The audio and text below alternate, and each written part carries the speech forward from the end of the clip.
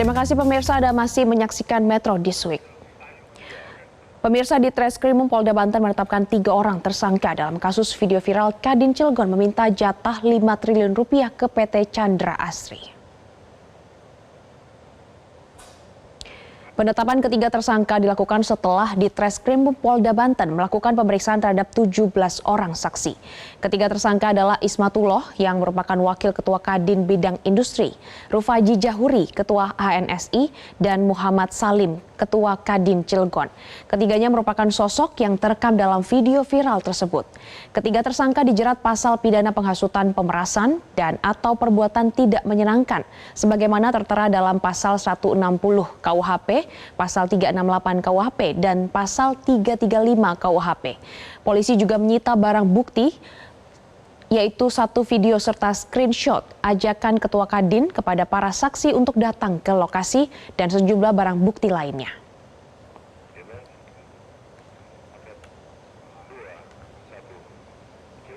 Pemirsa, sebelumnya video dugaan pemalakan proyek senilai 5 triliun rupiah yang dilakukan oleh oknum pengusaha dan ormas di Cilegon, Banten, tengah pekan ini menjadi sorotan banyak pihak.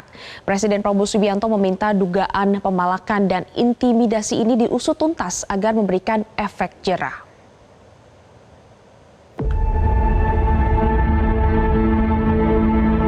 Sebuah video menunjukkan sejumlah orang mendatangi perusahaan pelaksanaan proyek strategis nasional Chandra Asri Group di kota Cilegon, Banten. Beredar di media sosial sejak 9 Mei 2025 lalu.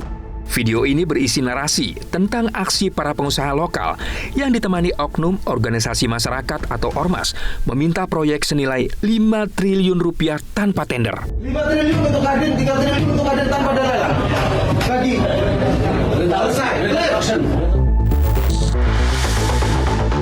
dugaan aksi pemalakan yang dinarasikan dalam video ini terjadi pada pembangunan proyek pabrik kimia CAETC milik PT Chandra Asri Petrochemical Tbk yang memiliki nilai 15 triliun rupiah. Sejauh ini para pengusaha lokal Cilegon membantah telah melakukan pemalakan proyek senilai 5 triliun rupiah dan intimidasi terhadap Chandra Asri Group. Menurut mereka, kedatangan para pengusaha lokal ke perusahaan Chandra Asri Group dimaksudkan untuk menagih janji pihak manajemen perusahaan. Saya ada di lokasi, memang dari pihak Kadin Kota Cilegon itu sebenarnya tidak mengajak ormas kan gitu. Kadin Kota Cilegon itu merangkul beberapa asosiasi pengusaha untuk hadir ke lokasi PT CAA itu. Jadi PT CAA itu juga subkonnya kan ada PT Cengda. PT Cengda itu sebelumnya sudah ada sudah ada mediasi kesepakatan ya, sudah ada kesepakatan dengan Kadin Kota Cilegon.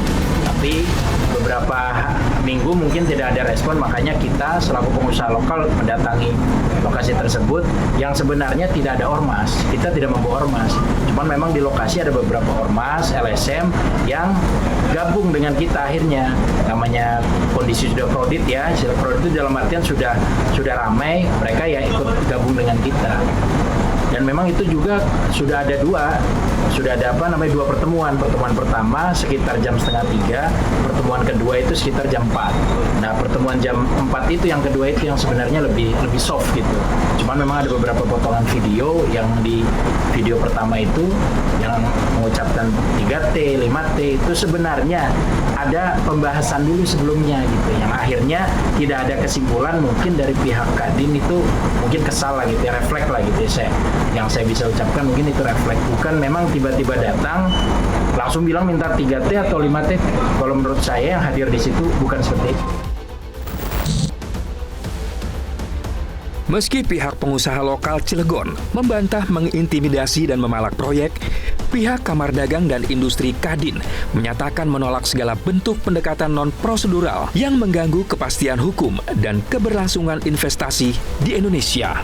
Kita sudah melakukan langkah-langkah organisasi ya, dan tadi pagi kita juga udah undang dari Kadin Cilegon, Kadin Banten untuk mengambil informasi, dan secara mekanisme kita akan melakukan sanksi tentu dari organisasi, tentu bekerja sama sesuai arahan dari Pak Todo, Pak Wamen, untuk bagaimana pola-pola yang harus dilakukan dengan Kadin, pola yang mitra untuk membantu meningkatkan pertumbuhan ekonomi. Sementara pihak Chandra Asri Group mendukung penuh upaya pemerintah dalam menumbuhkan investasi di Indonesia.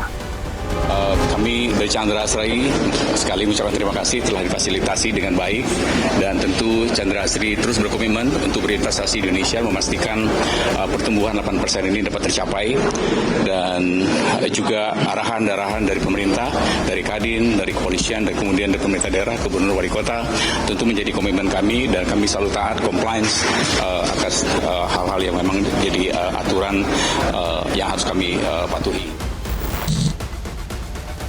Pemerintah sendiri mengakui praktek permintaan jatah proyek tidak hanya terjadi di Cilegon, tapi juga di sejumlah daerah.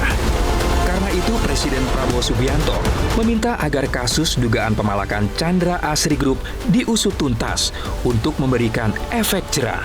Namanya investasi yang terjadi di negara kita ini, keberadaan dan keberlangsungan dan realisasinya itu adalah tanggung jawab daripada pemerintah.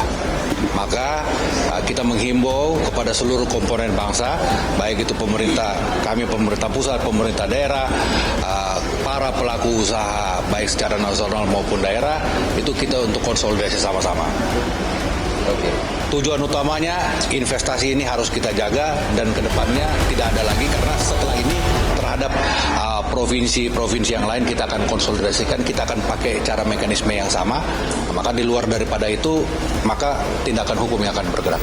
Ini adalah refleksi kita berbicara dalam konteks nasional yang sudah berbulan-bulan situasi ini banyak terjadi, tidak hanya di Provinsi Banten tapi banyak di provinsi lain juga, ya kan?